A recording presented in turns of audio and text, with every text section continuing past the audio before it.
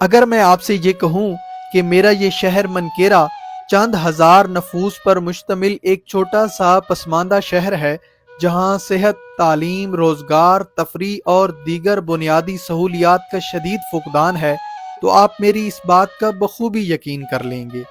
اور اگر میں آپ سے یہ کہوں کہ میرا یہ شہر چنے اور خربوزے کی پیداوار کے حوالے سے ملک گیر شہرت کا حامل ہے، اور قطری شہزادے یہاں ہر سال نایاب پرندے تلیر کا شکار کرنے کے لیے آتے ہیں، تو یہ بات بھی آپ کے لیے زیادہ حیرت کا باعث نہ ہوگی۔ لیکن اگر میں آپ سے یہ کہہ دوں کہ اس شہر کی تاریخ اس قدر پرانی ہے کہ سکندر اعظم کی فوجوں نے اس شہر کو فتح کرنے کے لیے ایڑی چوٹی کا زور لگایا، بعد ازاں محمد بن قاسم نے اس شہر پر کئی حملے کیے، اور سبکتگین نے یہاں بیٹھ کر ملتان کو فتح کرنے کے منصوبے بنائے، تو یہ باتیں آپ کے لیے حیرت کا باعث ہوں گی۔ ساتھیو، منکیرا ایک قدیم ریاست تھی۔ اس ریاست میں جھنگ، میاں والی، خوشاب، لیا، بھکر، مظفر گڑھ، ڈیرہ اسماعیل خان، بنو اور چند دیگر علاقے بھی شامل تھے۔ منکیرا میں واقع یہ قدیم قلعہ پہل 540 قبل مسیح میں مل قوم کے راجہ ملکھیڑا نے 10 ایکڑ رقبے پر تعمیر کروایا تھا۔ کہتے ہیں کہ لفظ ملکھیڑا پھر ارتقائی منازل طے کرتا ہوا منکیرا بن گیا۔ قلعہ منکیرا کو جدید بنانے میں ریاست کے آخری فرما روا نواب سر بلند خان سدوزئی نے اہم کردار ادا کیا۔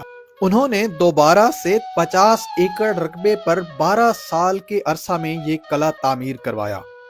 اس قلعہ کے وسط میں اورنگزیب عالمگیر کے چھوٹے بھائی شہزادہ شجاع کا مزار بھی موجود ہے، جسے اورنگزیب نے آنکھوں میں گرم سلائیاں پھروا کر اندھا کروا دیا تھا، اور پھر اس شہزادے نے اپنی باقی ماندہ زندگی یہاں درویشی کی حالت میں گزاری۔ جہاں ہندوستان ہمیشہ سے بیرونی حملہ آوروں کے لیے تختہ مشق بنا رہا، وہیں ریاست منکیرا ان حملہ آوروں کی اہم گزرگاہ تھی۔ اس ریاست پر آخری حملہ راجہ رنجیت سنگھ نے کیا، جس میں ریاست منکیرا کے والی نواب سر بلند خان سدوزئی کو شکست سے دوچار ہونا پڑا۔ 1947 کے فسادات سے پہلے یہاں ہندو اور سکھ بڑی تعداد میں آباد تھے، جو فسادات کے دوران بڑی بے دردی سے مار دیے گئے، اور جو بچ گئے وہ ہندوستان منتقل ہو گئے۔ منکیرا میں موجود یہ شاندار قلعہ اس شہر کی قدیم تاریخ کا منہ بولتا ثبوت ہے۔ منکیرا میں جا بجا سرحدی چوکیاں، رہٹ، کنویں، پرانے مندر، پرانی مساجد اور پرانے طرز تعمیر کے کئی شاہکار اب بھی کچھ آثار کی شکل میں نظر آتے ہیں۔ یہ تاریخی نوعیت کے قیمتی آثار ہیں۔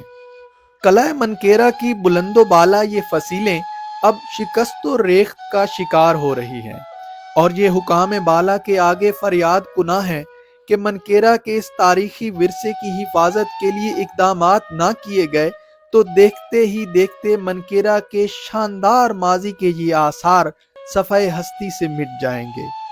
لیکن اگر اس قدیمی شہر اور اس قلعے کی تعمیر و ترقی کے لیے خاطر خواہ اقدامات کر دیے جائیں تو یہ پسماندہ شہر پاکستان کے اہم سیاحتی مقامات میں شامل ہو سکتا ہے۔